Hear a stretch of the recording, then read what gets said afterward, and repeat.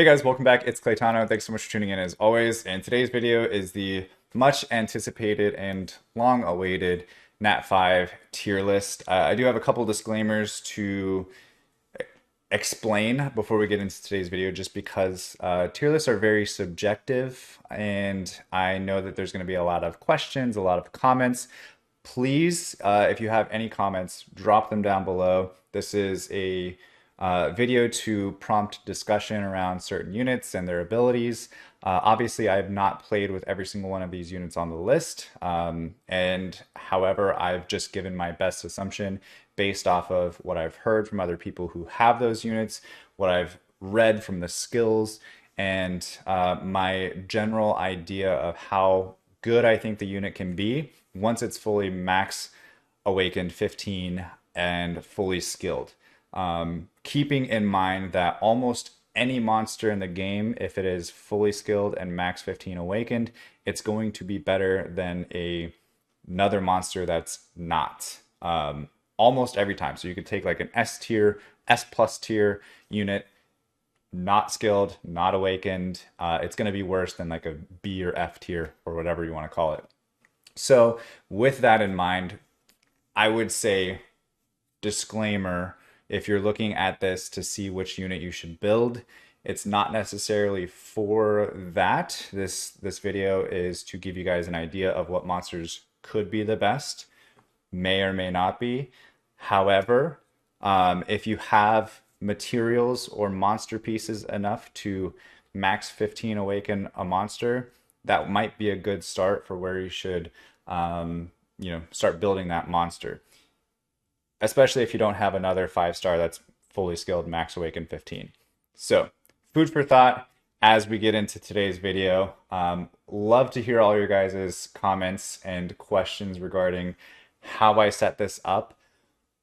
But I love these videos because they're so controversial.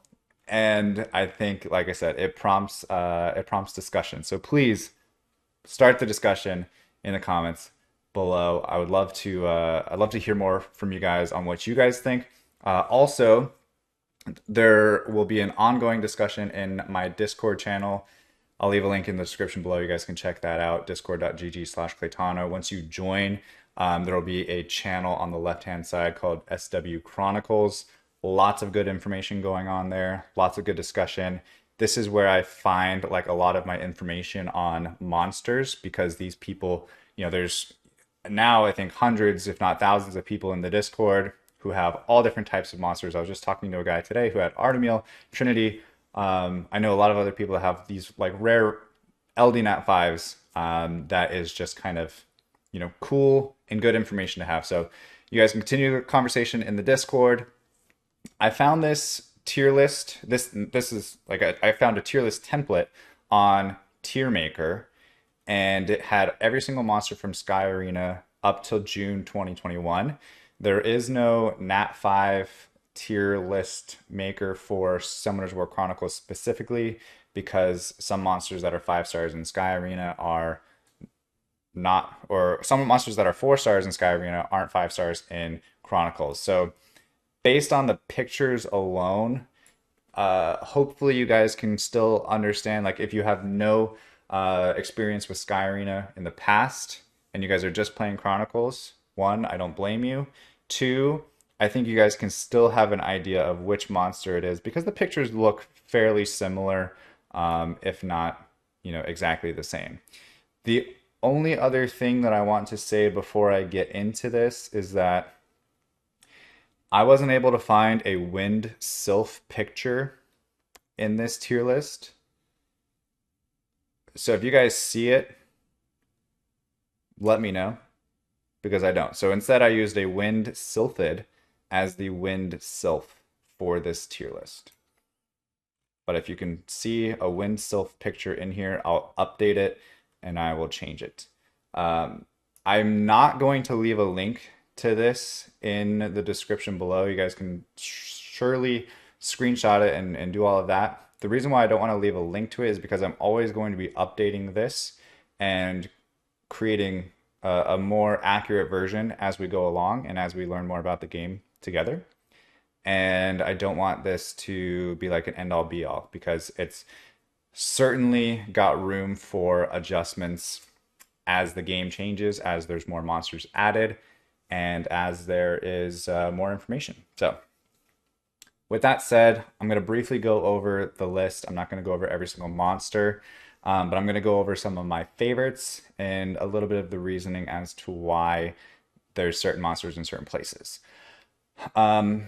So, the first thing is that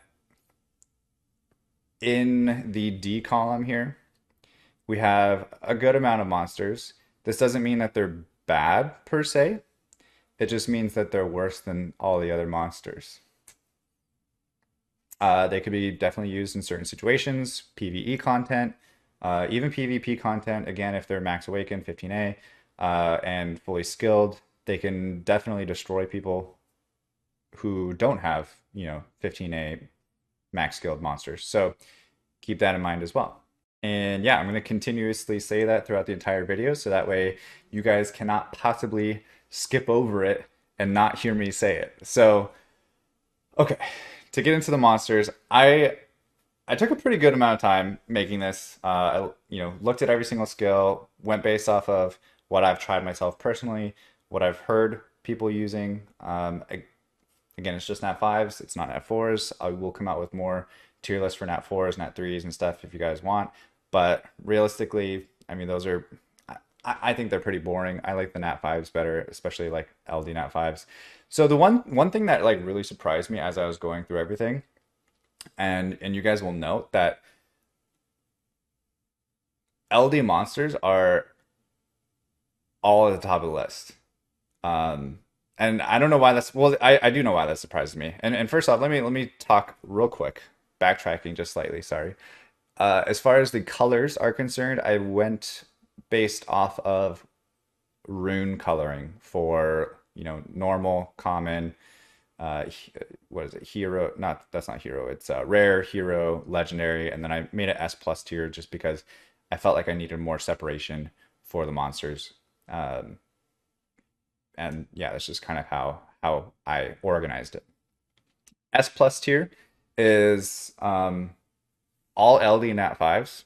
But surprisingly, the reason why I say surprisingly is because in Sky Arena there was a lot of LD Nat 5s that just weren't even like in the discussion. So I think it's cool that there's a lot of LD Nat 5s that are super super good in Chronicles because they're the most rare. They're the most rare. If you get them, they should be OP. The worst thing in the world, not the okay, not the worst thing in the world, but one of the worst things in Chronicles is that either spend a lot of money or get super lucky, get an LD Nat 5, and then it turns out it's just like not usable, not good. Even if it's fully skilled, max awakened, or whatever, it's still not good. So I think it's a good thing that they made the LD Nat 5s like actually super super good. Not overpowered. I don't necessarily think they're overpowered, but I think they're really good. So for me, my most wanted unit in the game is going to be Fermion, the Dark Archangel, because it's an assassin. It's just badass. I love Archangel characters, art creation, everything about Archangels. I just love them. And then the fact that it's an assassin, which is like really good for arena, does a lot of damage. It doesn't need a whole lot of support. It has a lot of the skill sets that it needs just to, do the things that it needs to do by itself. So that's the other part of this as well, is that based on the monster and their class, this is, something that plays into the list as well and how I kind of sorted it. Meaning, if there is an assassin class, which one is like the super super S tier, best, most OP assassin? That's gonna go in S plus. Fermion and Zeratu kind of take that place for me for assassins. Same thing as it goes for like tanks, archers, whatever else. A lot of these LD Nat 5s, they have really good skill kits. Again, a lot of this is based mainly on arena play, but for right now, in the way the meta is, arena play is also very similar to how PvE works. So I think this is just a good understanding. So now that the LD Nat 5s are out of the way, I still have yet to summon an LD Nat 5 myself, but I'm hoping that I can change that very soon. The nice thing about Chronicles is that you can get an LD Nat 5 from literally any scroll except for unknown scrolls and elemental scrolls. So it's like bound to happen, right? At some point, it's just bound to happen. Uh, but moving on to S tier, there's a couple monsters in here that I want to talk about. So like Argon is like one of the best damage dealers in the game. Camila, in my opinion, is one of the best tanks in the game. We have some of these other ones like Sekhmet and Wusa. I think they're kind of like higher up the list right now because everybody's using them because of the events and stuff. Same thing with Theomars. I put Vermos on here because I think he's a really good monster, but of course Elsharion, the Light Ifrit. Sorry if I'm using like their awakened names, but I'm hovering the mouse over them as I'm talking about them. So if you guys don't know all of their awakened names, I don't know all their awakened names, but if you don't, just kind of think about it while I'm hovering the mouse over them. So yeah, I think part of it is the fact that like everybody's using them for they're using them because they get all these skill ups and all these awakenings and stuff like that for making them good. But I do generally think that they have a good skill set and there's a reason why people are building them. The other thing is that a lot of people are building Besets and Sekhmets right now because those are like you know the event just ended I think yesterday or today, and they have a whole bunch of Bestets. So they either are building a Bestet if they don't have a Sekhmet, or they're building a Sekhmet with the Bestet pieces that they got from the event.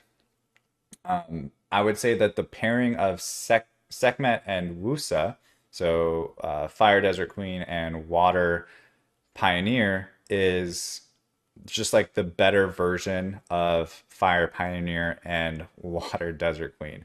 So like I think you would prefer these two over these two. So that's why I just put them in S and A tier respectively. The other thing as well that I would like to explain is that just because my S tier is S, and you might look at like other tier lists and they have like S tier, SS, and SSS, just basically don't compare this to other tier lists because other tier lists, for one, don't even have like the monsters that are out right now in the game. For Chronicles, the ones that I've seen anyway, or they're made by like some random I don't even like I saw a tier list where it just said like Desert Queen, Occult Girl. It just had like the overall name of the monster. It didn't even have the element because I think element obviously is very important. So don't compare this to other tier lists as far as like the naming of the tiers. Just look at it for what it is right here. So like if I put Tasari in an A tier, that could potentially be like an S tier on another list, but then they go up like SS, SSS, or whatever crazy things like that. So just kind of, keep that in mind as well. A lot of things to keep in mind as we're going through this tier list here. Um, yeah. The other one I want to note is Hathor. Uh, so I got Hathor in my summoning session, and everybody's like trolling me for it. I have enough to awaken 15A, fully max skill my Hathor, especially, even on top of my Bastet, because I got so many Bastets from the event. I think I have like another 180 skill ups, 180 pieces that I can use to skill up Hathor, which is the Wind Desert Queen. And I looked at her kit and I was like, this is kind of good. But then I was like, you know what? It's kind of not because her strip on skill 2, it only affects one monster. If it affected everyone, then like that just instantly like puts her way up. But because it doesn't, and the fact that like sleep can just get removed, it just doesn't work in a whole lot of comps right now. But I do think that she's going to move up the tier list later on down the road. I will probably test her at some point because I can 15A max skill her. But for right now, I'm not going to. So I'm just going to leave her right there. The other one I just want to kind of note is the LD Nat 5s that are lower on the list. And I wanted to explain maybe why if you have an LD Nat 5 that's on the list. So Trinity, for example, the feedback that I've been getting for her is that she just kills her own team, which I do think is like kind of cool at the same time, that she just like doesn't care. She does so much damage. She's going to kill your team and the other team at the same time. Trinity is the Dark Valkyria. but she's somebody that you would have to like think about the composition that you're building her with, and making sure that you know she's not going to be put up next to other squishy units. And if like she's a a melee range, you have other ranged units that are like farther away that aren't going to get that potentially won't get hit from her AoE. And then I do think that the other thing I should explain is why Artemiel, the Light Archangel, is down here in B tier. Uh, I think it's just because he's a little clunky right now. He essentially counter attacks when ally is getting attacked, and so he'll like stop what he's doing to like go fight the other unit, and then like walk back to what he was doing after he like hit it with a sword. So it's just kind of an interesting thing for right now. I also think that he can be moved up the list at some point, but for right now, it's it's B tier. He could be a really good tank. Again, used with the right comp, I think he can move up. So don't be too upset with me. I do think he's going to move up the list at some point, but for now, B tier. Another thing too, though, is that going through the skills, I noticed that a lot of the families of monsters, no matter what the element is, there's just like families that are inherently better, and then there's families that are just like useless. So for right now, I'm seeing like a lot of the pirate captains being kind of useless. Obviously, there's like some really good ones. There's some intermediate ones, but like some of like there are a couple pirate captains that are just like down and not good. Same thing with the Cobalt bombers and the jokers. Like yeah, there's some jokers up near the top, but for the most part, like you're not going to be building water joker. You're not going to be building fire joker right now. There's just not a need. Even like TOA hard all the way up to 200. I finally beat TOA hard 200 as well, and I didn't need like any sort of strategy like CC where I could use like a freeze from the water sylph. I didn't need like a bomb team. Like I knew that used to be a thing back in Sky Arena, like going up certain floors, you'd be able to use certain comps to like freeze them out or like reduce their attack bar and stuff like that. I don't think that's really necessary in uh, a lot of the PvE content. That's why I'm thinking they're just kind of there, and that's why they're also in the D tier. There's a little bit better utility from like the water one or like the fire sylph if you want to do like burns, but realistically, there's nothing like special about them. Again, I don't think any of these monsters are bad. I just don't want you guys to be like building a certain monster thinking that it's going to be amazing when it's not, and like wasting your resources. But also like take this with a grain of salt as well, because if you do build a monster that's on this tier list as a higher up, I want to make sure that you're building it that you won't regret building it. So like you're definitely not going to regret building any of these units, in my opinion. Maybe Wind Panda you might regret. So I could probably move that down to A. You could probably regret building this unit as well. As of right now, I do think that there's going to be use for them later on. And I think that there just needs to be a little bit more testing. Like honestly, Vertihile, the fire vampire, could probably be moved down to A. This is where I just kind of like I could always be updating this, and I just wanted to get something out there so you guys can understand. But I do think that there's a lot of explanation that needs to go along with this. So if you guys are going to be posting this in different places like Reddit or whatever, try to also explain the thought process that's going into this and who the audience this tier list is for. Trying to make sure that people aren't building the wrong monsters, or building monsters that aren't going to necessarily help them out.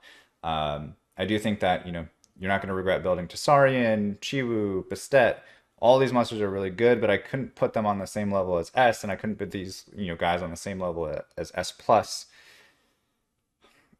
And I would almost say like Vertihile, if you're building Vertihile over like Tessarian, Chiwu, and Bastet, then you're probably doing something wrong as well. So maybe like Vertihile just needs to go like at least A tier as well. There's just a ton of monsters in A tier, and I would rather that than like Like even Wind Panda, I kind of want to move to A tier as well. So if you guys already stopped watching the video, you've already screenshotted it, you've already like got incorrect information. But yeah, so that's the goal behind this is like I don't want you guys to ever regret building the S tier or S plus tier monsters. You guys can kind of go either way on the A tier. Like I've reset Chiwu 3 times now. I've reset my Vanessa. I've reset my Tessarian at least once. I've built them again, but there was always a monster that I preferred to build instead.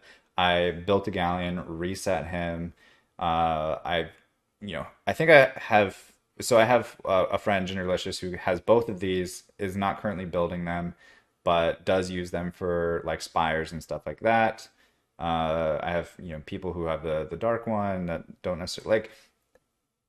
I would say kind of like be wary in the A list that you might be resetting these monsters at some point. Even the dark occult girl, I would assume you're probably not gonna like be upset building her. Even like Trinity, I don't think you'll be upset building Trinity.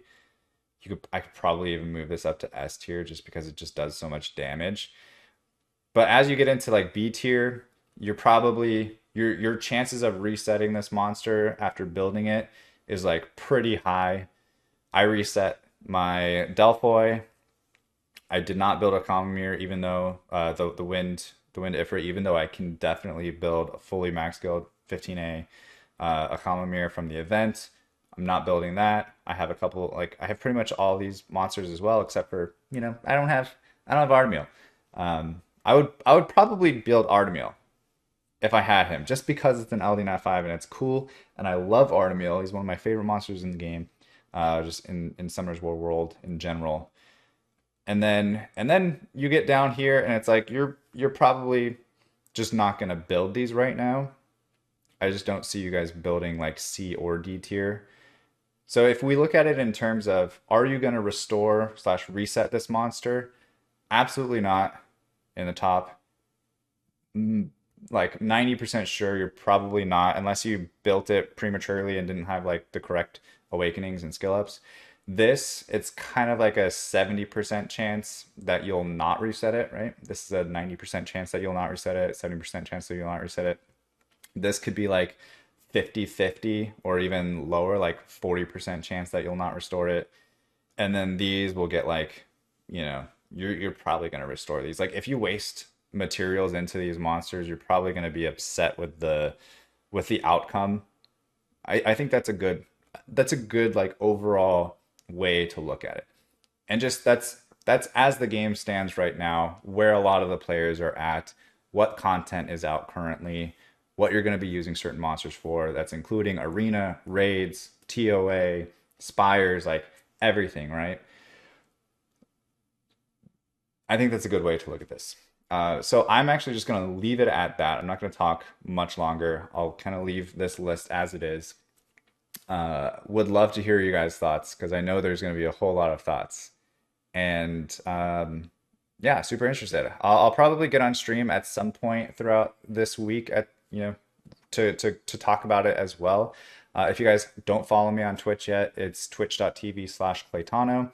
I don't have a set schedule, so follow there. Turn on the notifications so that way when I go live, if you guys are available or like hanging out maybe at work and can kind of chill, throw on the stream. I'd love to talk to you guys and talk more about this as well. So with that said, thank you guys so much for watching. I hope this helps. If it did, go ahead and hit the subscribe button. If you do nothing else, you don't have to like the video. You don't have to do anything. Just hit the subscribe button because then you're part of the community. And it lets me know that that my videos are, doing something good. So other than that, guys, thanks. Stay soupy. Don't be potatoes. And I'll see you guys in the next one.